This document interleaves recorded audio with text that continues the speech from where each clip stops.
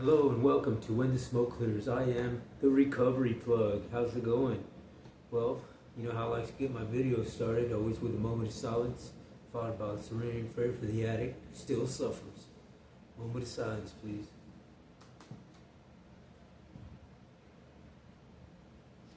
God, grant me the serenity to accept the things I cannot change, the courage to change the things I can, and the wisdom to know the difference. Alrighty, well, let's get started.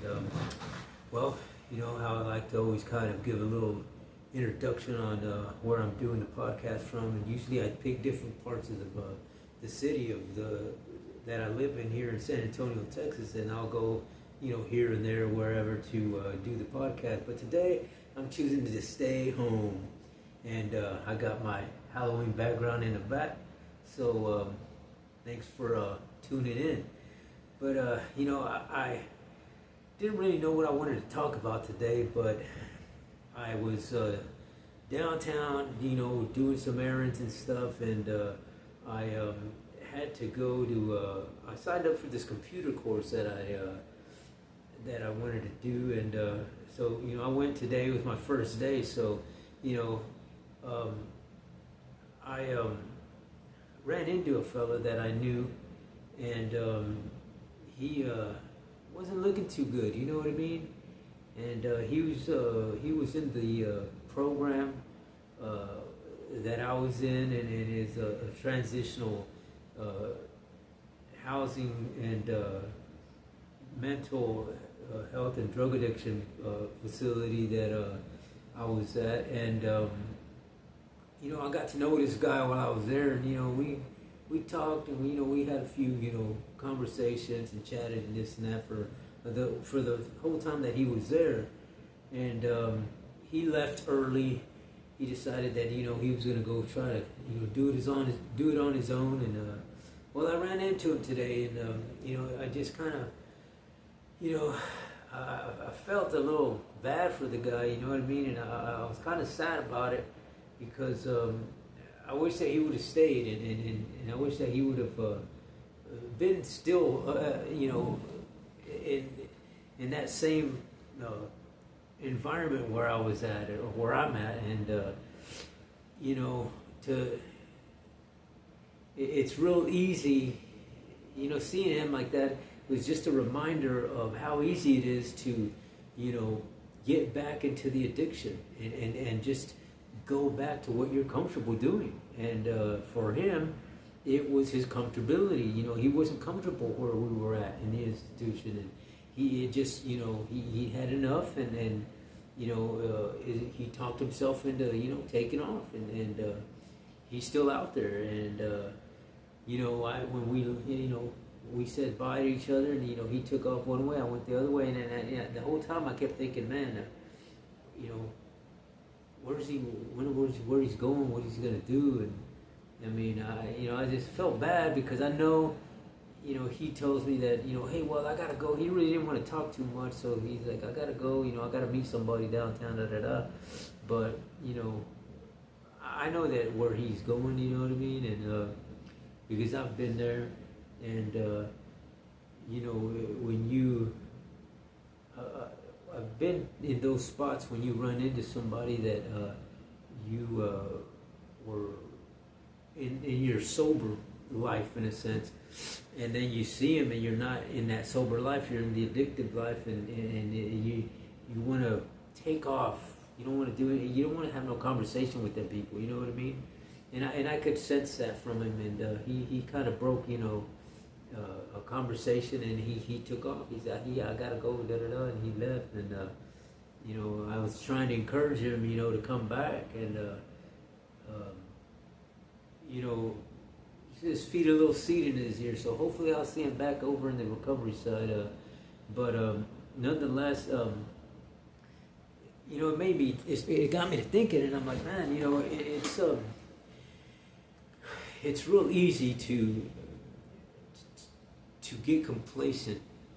It's real easy to talk yourself out of the unknown, to talk yourself out of the fear of change, and because nobody likes to change. Everybody, once you're in your comfortable zone and you've been there for a minute, that's what you're used to.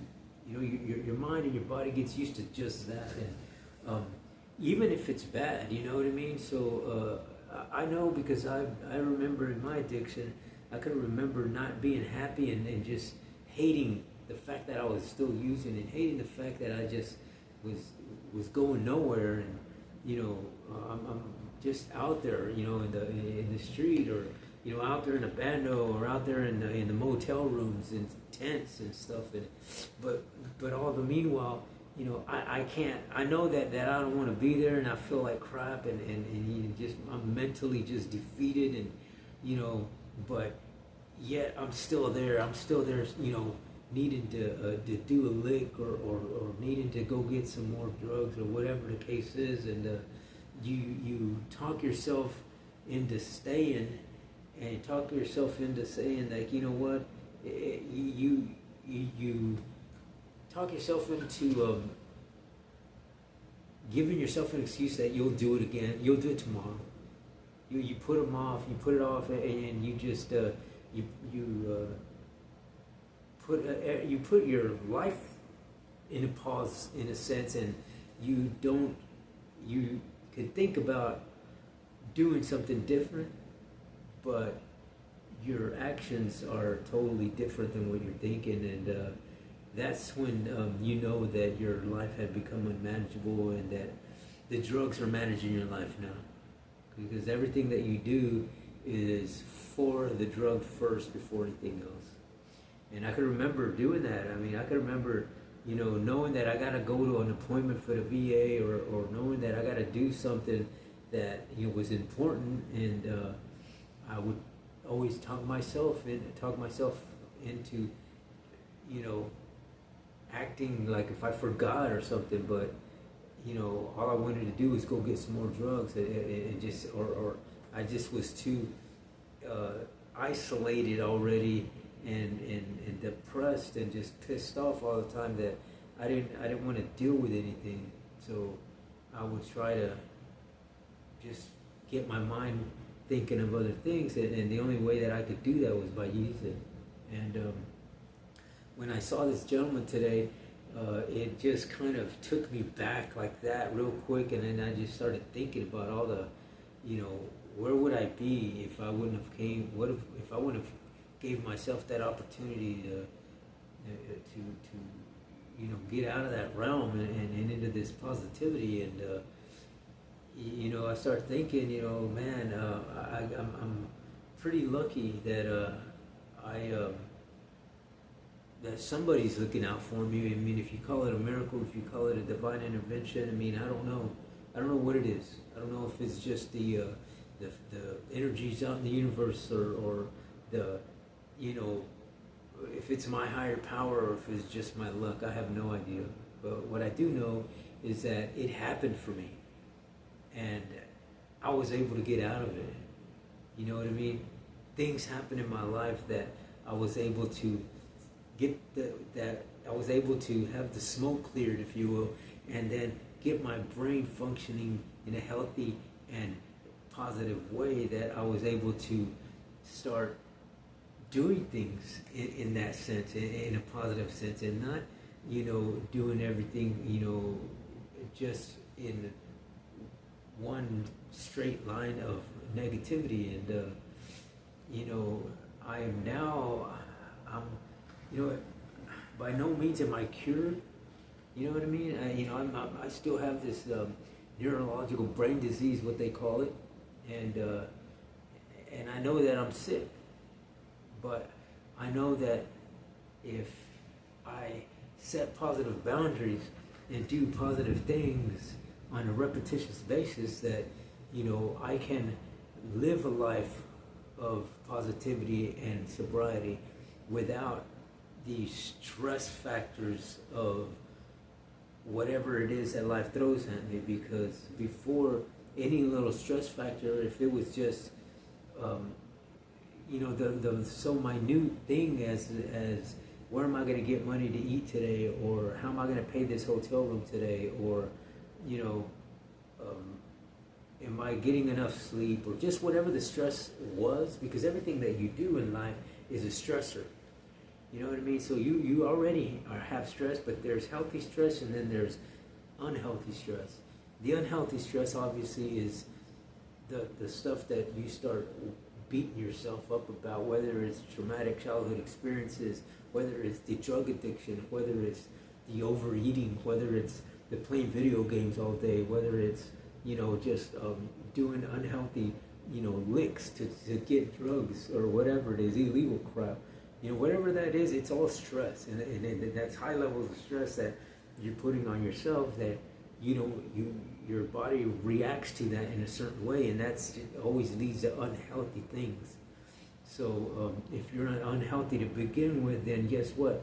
More unhealthy shit's gonna happen to you. And so I'm here today by the grace of God and some miracle that happened. I have no idea, or some divine intervention. I don't know.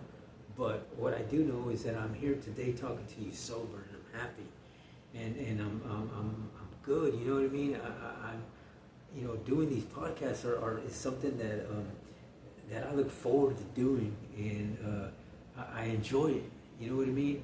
I enjoy sharing stories. I enjoy sharing something that has helped me, and maybe it'll help somebody else. Because I can remember in 2005 when I heard a story from a guy who was at the end of his freaking wits, and he was just on his last straw in a sense, and just hearing the conviction in his story, and hearing the conviction of how he was just defeated through his addiction, and something internally woke him up in a sense and got him to start thinking different. But it wasn't an easy thing, but I can remember the guy saying that I just started doing a little bit every day I was doing it. And then I would add something else. And then I would add something else. And the more I did it, the more I was able to add. And the more the vision of my life started broadening in a sense as well, how he described it.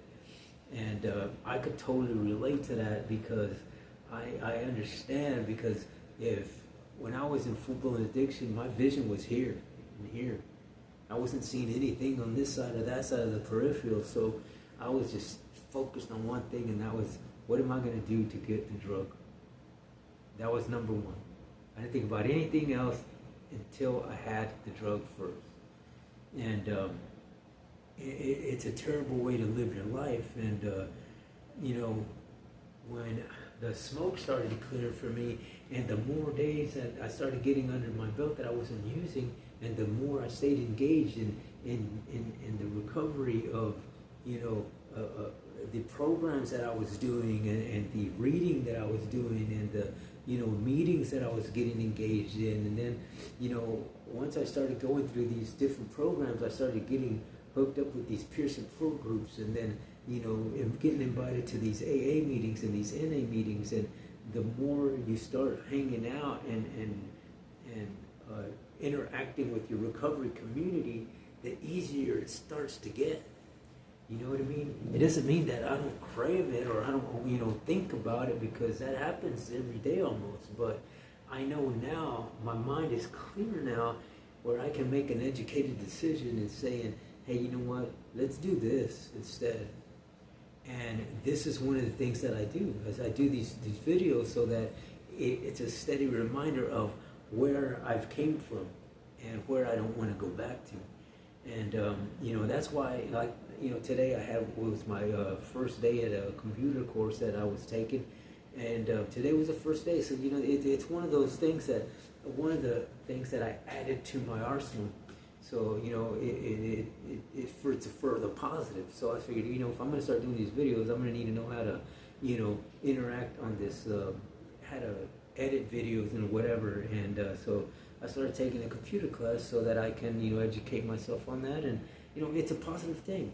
You know what I mean? So it's cool to be able to do stuff like that, and not, and to tell you the truth, it's a program that I'm doing that I don't even have to pay for because it's free. And those are the kind of things that is so cool.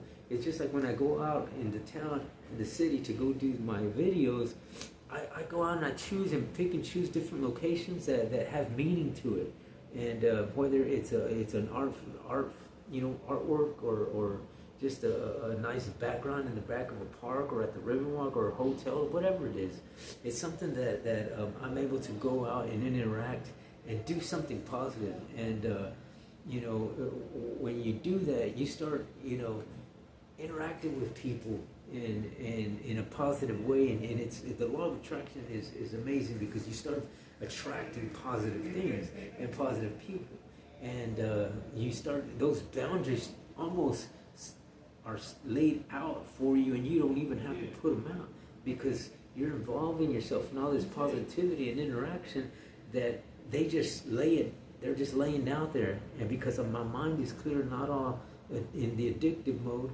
I'm able to see all of that stuff. That's where before my mind was just bam, settled, focused on one thing, and I was getting the drug.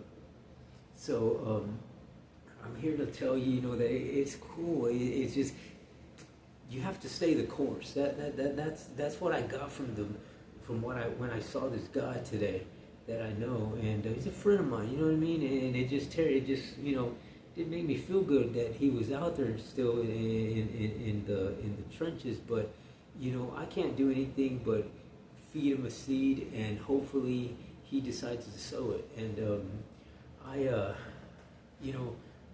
I do this stuff so that I can tell a story, because that's what it was for me to start getting in this recovery world, into this positivity world, that I heard somebody's story popped up a seed in my head and started cranking that mind up. It's like, okay, let's clear the smoke out here, brother. We got work to do. And that's what it is. It's work, but it's positive work, and I'm excited about it. So it's something that you need to be consistent with, and you just be aware that it's something that you're going to have to do on the daily. Whether it's just one thing, just make sure that you do something positive on the daily. Even if you're just saying an affirmation, or setting a goal for yourself, and every morning when you wake up saying that, hey, I'm going to do something today to get closer to that goal. Even if it's just a little thing. I'm going to go read up on some literature of whatever it is that you want to do. That's all it takes is for you to do something positive, and you do it repetitive on a daily basis, and the next thing you know, you're in that goal is conquered, and you set another one, and you do the same thing. And it's a good feeling, and it's a great place to be. And because what you don't want to do is you don't want to get complacent and start taking a step back, or just get complacent and automatically just fall flat down on your face, like boom, because that's all it takes. It's just one time, and you're back in full-blown addiction, and that's where you don't want to be, my brothers and sisters. So it's good to do these videos, and I'm glad that you guys are here listening to me. I just pray that you, if you're in the world of addiction, I pray that you decide to take that first step, put that first hand on that freaking ladder, and start your climb out. And just know that it's not going to be easy, but just know that there's resources and there's people out there that can help you, because I got the help, and I know you can get the help. So I like to give my email out, so if anybody needs some help and maybe some guidance or whatever, you can shoot me an email. And if you want to be a guest on the podcast, then shoot me an email. And it's good to hear other people's stories. So my email is joelscorpflow@gmail.com. That's JOELSCORPFLO@gmail.com.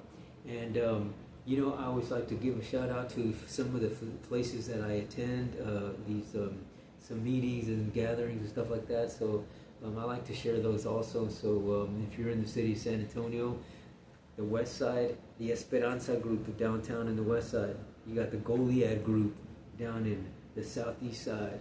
You got the Winners Club down in the Northwest side of town, and you got Club 12 down at the North Central side of town. And all of these places, I know folks in all these places. They've got great people. They won't turn your way. They'll show you some love. I guarantee it. And if nobody hasn't told you today that they care, that they love you, well, you know what, man? I care and I love you, and I care that you get on this side of recovery and in the positivity realm with me and everybody else that has been there and done that. And so please, if you would, I got a few projects coming up that I'm going to need a little help on. So if you please hit that subscribe button, hit the like button, send me a comment or whatever. I would really appreciate it. You can lift my channel up a little bit and share it. You know, it'll help me launch off these next few things that I got in mind to do. So it's good for the recovery community. So please, I'll use all the help you can get. So I guess till the next time on When the Smoke Clears, I am the Recovery Plug.